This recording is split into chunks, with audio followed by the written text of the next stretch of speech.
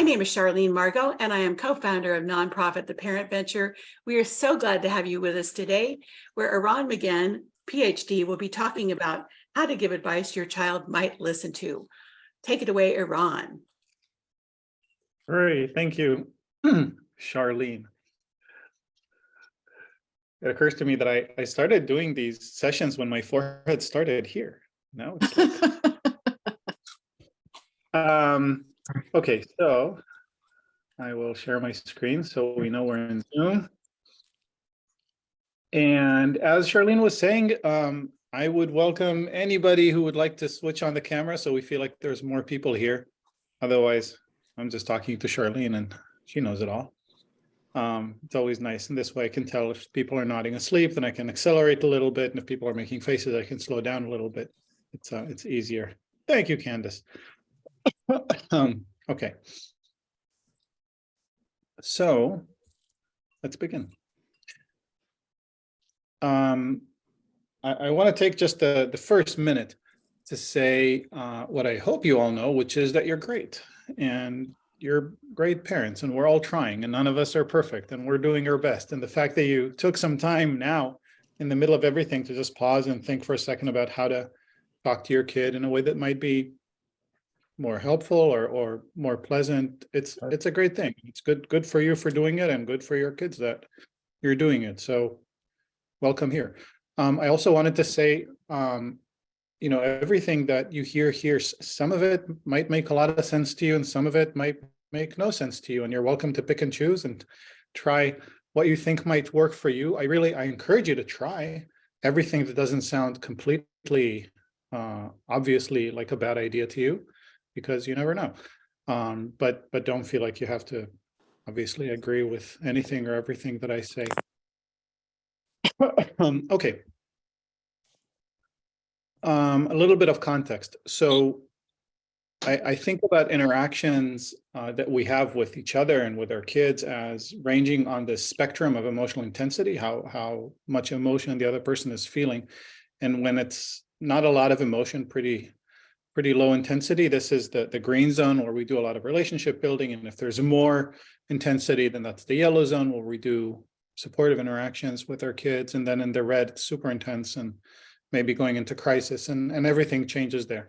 Today, I'm going to focus on these two. Usually it's one zone, but advice giving happens often in two contexts. One is when your kid is upset and you're trying to help your kid, and the other is when your kid is not upset and you're trying to help your kid.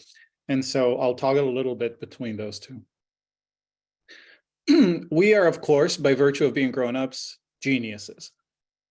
We know all the solutions, and if our kids only listened to us, their lives would be so much better. So a range of things that we could be helping our kids with, and we want to be giving them advice, or things like, here's how you can throw a frisbee better or roller skate better. Here's how you can get yourself to do homework regularly, or here's what you should. Here's how this argument with a friend can be resolved. Well, we're flying into Japan, but they were going to... Here's how and why you should be cutting your nails before they become claws. Here's how or why you should be going to bed earlier. Here's how you can be less sad right now. Like, we know all the answers typically when we're talking with them, or so we think. But delivery is everything, right? And so the question is how I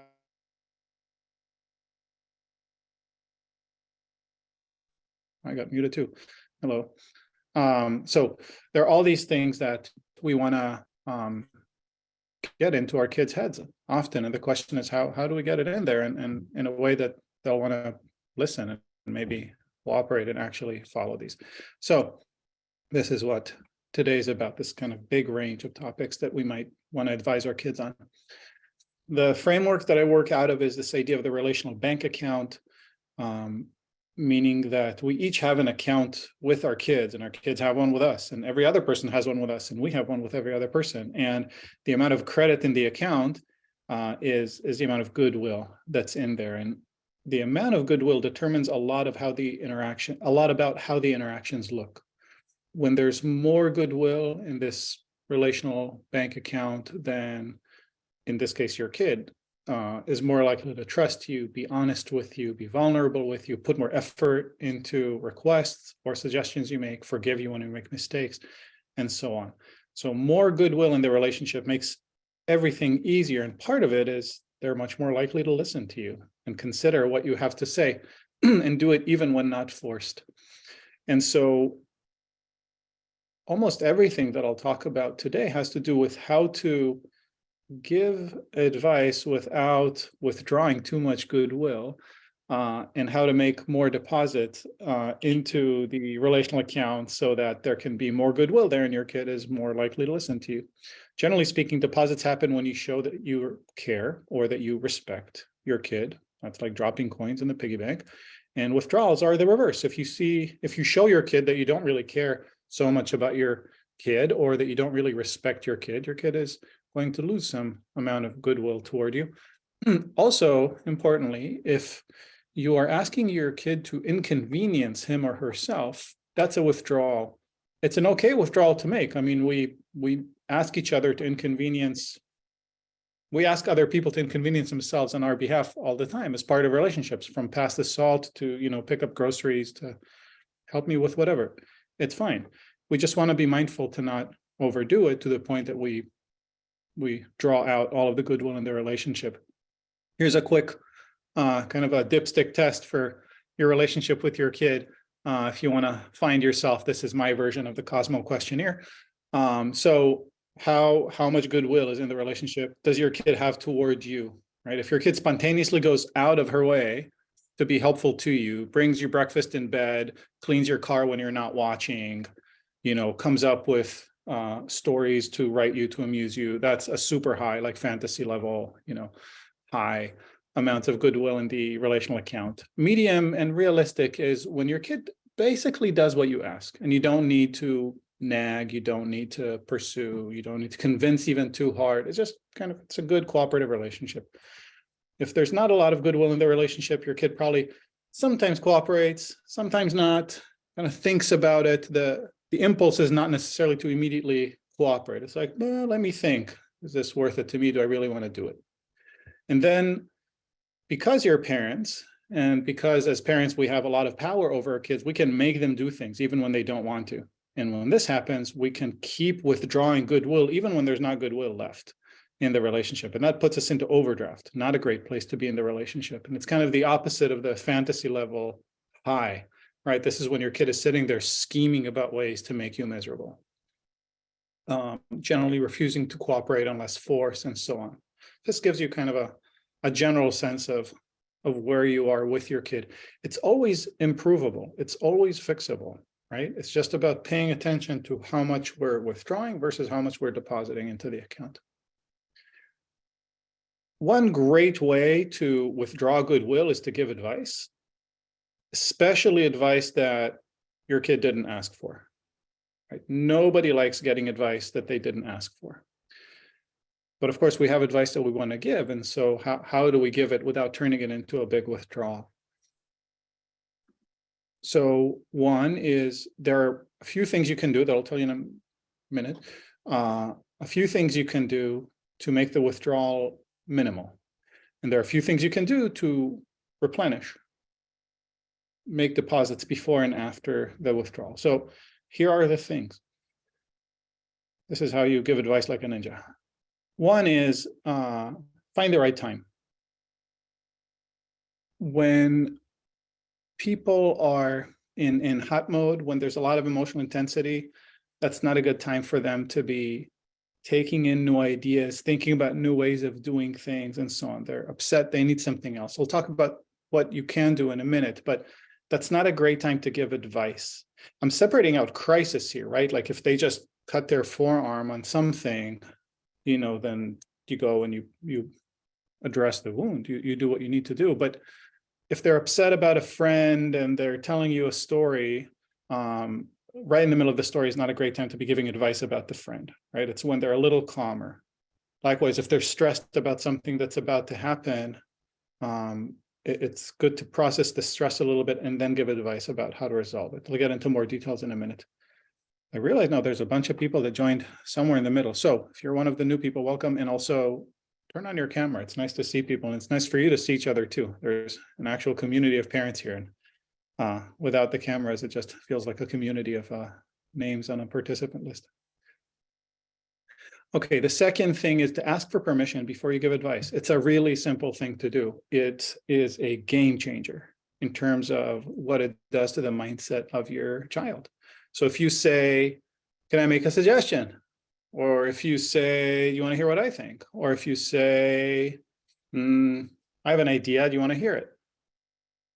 If your kid says yes, they are then really mentally committed to listening to what you have to say. They're going to be that much more receptive. And if they say no, that's a very good sign that this is not a good time to give that advice, especially if it's not critical, urgent advice, right? If you have ideas for how your kid can be, rollerblading better, and you say, hey, I have an idea for how you can rollerblade better. Do you want to hear? And your kid says no, great, right? Your kid helped you dodge a bullet, dodge a relational bullet. Sharing your vision.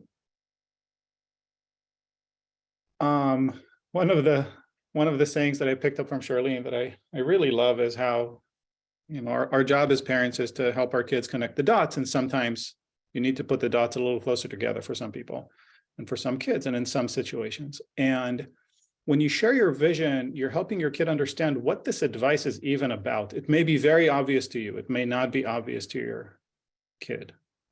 So my son, who's now 5.5, a little over 5.5, recently got how to Frisbee, which is why Frisbee is featuring in this example of advice. And I love Frisbee, as you might guess. And so there are two different ways to approach something mundane, like how to throw a Frisbee better, right? I can say, listen, when you throw, make sure you put your feet like this, and then that's one way to start. Another way is to say, can I show you a way to throw it so it flies straight to where you want it to go? Right, so now I ask for permission and I kind of shared a vision. This is the outcome that we're aiming for. This is what you'll be able to do if you allow me to help. This is how things will get better, right? And you can do it at any level. I mean, this is kind of, again, a silly, mundane level, but if I start differently, it can become a small withdrawal. Whereas now when I do this, it's a little bit of a deposit. This is what he wants to do. He wants to be able to throw it. I can paint the picture and then help him step into that picture. So sharing your vision in terms of what the outcome looks like that your advice or suggestion will help get to is important, kind of beginning with the end in mind for them. Along the same lines, being explicit about your goodwill toward your kid or anyone else really is very helpful and often just kind of skipped. I don't know that in the Frisbee example, this is particularly relevant, but if I want to suggest a different way of doing a math problem as I'm sitting with my child doing homework, he's not doing math yet, don't worry, but some other child, and I'm sitting with a child doing a math problem and I want to explain a different technique to do it. Again, it's one thing to say, do it this other way, or no, that's not a good way, do it this way. It's very different for me to say, I can see that this is a little hard. Do you want a suggestion for a different way to do it that might be easier? And presumably the kid will go, sure. At which point I might say, great, because I want math to be fun for you. Like this can actually be fun, and you can do amazing things with math once you get comfortable with it. And I know, for example, you've been wanting us to build this birdhouse outside, and that actually takes some geometry, figuring out how to cut the boards and how to stick them together. And once you get this principle, you'll be able to do something like that. And I really want you to be able to do this thing that I know you love so much, right? So now I'm kind of nailing all of these points, right? I'm asking for permission. Hopefully this is the right time. I'm sharing the vision, and I'm saying clearly, like, I'm doing this because I want good things for you. This specific good thing that you also want for yourself, right? So the more explicit you can be, the better. Consult with your child. So ideally, especially in kind of stickier situations or when there are a few options, few different ways of doing things, or a few different things that you could give advice about, it's nice to check in with your child and ask, what kind of advice do you want? Or to ask, here are a few ideas that I have. Which do you think makes the most sense? Or ask, what thoughts do you have? Do you want to talk through them and figure it out together? I'm a huge fan of consulting. Consulting is such a great way to show your kid that you respect your kid's intelligence and that you believe your kid has something to offer. It turns your kid into a partner in creating that solution, and gives your kid some ownership, which means your kid will try a little harder in implementing that solution, right? So as much as possible, I would say, figure out the solution together. Even if you have advice and you give it, to say, what do you think? Does that make sense? Would you do it a little bit differently, and so on? Where appropriate. Again, if you're teaching a specific math technique, maybe that's not so relevant, but in other situations, it might be like figuring out the right timing to do homework if they're stressed about it and they're not getting to it on time. They might have some ideas too. And along the same lines, remembering that, you don't know everything about them. You know a lot about them, and you may well know some things that they don't know about themselves, but you just don't know everything. Just be open to learning and invite them to teach you, because even if they teach you something that you know, they might be learning it as it happens. And even if they teach you something that you already know, they feel good teaching you, right? You give them some power. You show humility with them. It doesn't mean, pretending to not know anything or pretending that they're far superior than you in any, but just remembering that there are people too with experiences that may be different than what you think. It's a great opportunity to get to know your kid a little more. And this last point connects a little bit to this idea of consulting, suggesting experiments. So if your kid is not sure about something, or you can see in your kid's face that they're kind of like starting to draw back and they're not quite sure if this is the right solution for them. Or if you have some ideas and your kid has some other ideas about, when's the right time to do homework? First thing when you come in through the door from school, before dinner, after dinner, 2 a.m., do everything on the weekend in one day. You might have different ideas. Suggest experiments and be open to experiments yourself. Maybe you try it one way, maybe a way that they suggested, for a couple of days and see what it feels like, and then kind of reconvene and talk about it again. And then maybe they try yours, right? But being open to experiments and modeling this idea of experimenting is a nice low risk way for them to accept your advice, because they're not sort of committing forever, right? Because I say, let's see how it goes, and then decide if you want to keep doing that or not. And ultimately, unless this is a true, critical issue, of which there are not many, I think, if it's not super critical, let your kid make the choice. They can choose not to accept your advice. That's okay. They might throw the ball differently than how you want them to. They might do homework at a different time. They might talk with their friend in a way that you think is not constructive. They might do all kinds of things. They might paint their room in a weird way, like who knows? But as long as there's not like critical damage that'll result, there's going to be some learning there, and they get to choose, right? Which means that they feel like you respect them, you respect their boundaries, and they're actually more likely to listen to you in the future, whatever happens, because you're making deposits into the relationship. To say, it's a great conclusion to a conversation to say, well, I'm suggesting this, but it sounds like that's not what you want to do. So, do what you think, and then let's see what happens. Like, kind of turn it into an experiment, or say, like, I understand that this is how you prefer to do it. So, I hope it works out. And likewise, if they say, when you ask for permission and they say, no, I don't want your advice right now, ideally don't give advice, respect their autonomy, right? So that later on, when you come to them, they're more likely to listen because you've made this deposit into the relationship. So these are some ideas about the ninja moves for giving advice. I want to spend just a moment talking about advice giving in the context of your kids being upset, rather than in the context of, kind of generally life is happening and things are by and large pleasant. So when your kid is upset, when there's a high degree of emotional charge, your kid's mind is full. You can't put more ideas and more thoughts into it. They're just going to spill right out. Or worse, you're going to start arguing with one another, right, as your kid.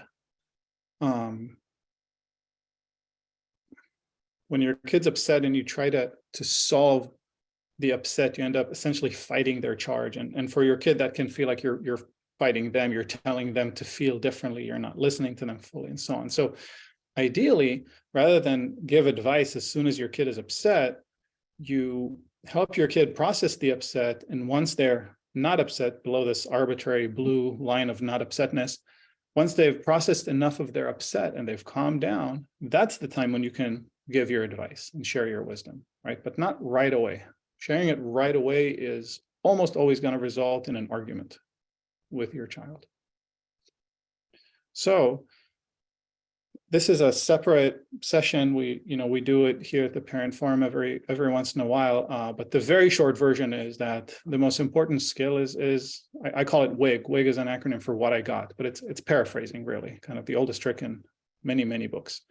And it's a great trick because it's an easy way for us to pay attention, to not be thinking about how to solve. My only goal is I want to hear it so I can paraphrase it. That's all I'm thinking about. I'll give advice later. Right now, I'm just thinking about what are you saying? What's your experience? Let me see if I can tell you your experience back. And that shows so many things. I'm paying attention. I care. I'm not judging what you're saying. I'm trying to understand. I'm open to you teaching me about your experience more. It's great. And as it turns out, when people talk more about what's upsetting for them, they get less upset. So often the course is your kid goes blah, blah, blah, blah, blah, and you go, oh, it was this and this. And they go, yes, yes. And they're a little bit less upset. And then they give more information. And then she did this other thing, and it was really upsetting because of this. And you say, oh, you got this, we did this. And your kid goes, yeah. And then they say, yeah, and I think I just don't want to do that anymore. I just don't enjoy time with this person. You go, oh, so you're kind of done just having to spend this kind of time with her with the cycle of upset. And your kid goes, yeah, yeah. And then your kid is done. This is a super accelerated version. Usually this takes a few minutes, 5 to 10 minutes, right? And when your kid is done talking and kind of expelled this kind of charge, then they're ready for you to give advice. And then it's all the stuff that we talked about, right? You ask for permission before you give advice. There are other principles we didn't talk about here, but you can say, like, I understand I don't know everything about your situation, but from what you said, here's what I'm thinking, and then consult or ask for disagreement, right? What do you think? Could this work? Could this not? But at this point, they're basically calm, is the main point I'm trying to make, right? It's rarely helpful to give people advice or even new viewpoints when they're upset. It's really not just about talking to kids. So what happened here? Okay. Kind of summary, I think roughly the same things that I said before. So this is I think the last slide. So be mindful of your timing, ideally not when they're upset, when you choose to start giving advice. Generally speaking, it's best if they ask for the advice. And if they didn't ask for the advice, ask for permission before you give them the advice. Minimize the withdrawals of advice giving. Withdrawal happens because of two things, right? One is you're asking them to do something different, which is inconvenient. And two is you're potentially giving them advice that they don't want. So the second one is much easier to mitigate, right? Be respectful in the way that you speak. Check if they even want the advice. Share your vision so they're clear that you're doing, why you're even suggesting this thing. What's the benefit for them so that you become a team, you're aligned. Be very explicit about your goodwill toward your kid. Your kid should know, yes, but it's always nice to hear, right? And it's good to be reminded. I'm suggesting this because I think it'll really help you get toward this other thing that I know you really want. And basically what I want is for you to have what you want in life. Invite a conversation, consult about the solution that you suggested and see what your kid thinks. Ultimately, respect your kid's autonomy is my suggestion, because I think about relationships as a multiple rounds game, right? It's a very long-term relationship you're going to have with your kids. So if your kid doesn't accept your advice now or doesn't even want your advice now, I'm willing to keep my advice to myself and have a good relationship for the rest of the day, the week, and the year, and the decade, rather than like forcefully shove my advice in and risk losing any part of the relationship, right? Usually most issues are not critical enough for me to want to lose relationship points over. right? I'd rather strengthen the relationship at every opportunity that I have, which also translates into having a higher likelihood of giving advice that my kid will be willing to at least listen to. I'm a big fan of suggesting experiments. Let's see how it goes. Let's try. Right? Let's try it once. Let's try it for a week. Let's try it, for the next 5 times we do it. See what happens. And likewise, being open to experiments that my kid suggests. Right? Sure, let's try it this way. Let's see what happens. Can we eat soup with our fork? I don't know. Let's try. Like, what's to lose here? Very little. But suddenly I'm modeling being open to experiments. And so the way that I behave with them is, of course, the way that they'll behave with me. And lastly, when you're done giving your advice, stop. Like, just don't harp on it and don't keep giving more and more advice. It's very tempting, right? Said your piece, be like, that's what I think. Thanks. Done. And with that, I'll be done. I'll add just this one thing. First, there's the link at the bottom, and we'll put it in the chat too, if you want to get these slides. And secondly, for those of you who want more stuff, you're welcome to join the mailing list, parentingforhumans.com/join. There are a few things that go out through that, probably about monthly. One is blog posts and essays and thoughts that I'm having, and then announcements about future workshops. The other thing that I'm starting to do now is parenting groups for parents who just want to set aside a time right now we're doing it every other week. Just set aside an hour to think with another parent about parenting and about parenting our kids specifically. So just have some strategy time to sit and think, how is it going? What's going well? What do I want to change? How do I want to go about changing that? Because usually it feels like parenting is sort of happening on the fly. And this is an opportunity to just sit and connect with another parent and just think through it. So again, I'll make the announcements through that mailing list. So if you're interested, you're welcome to go there.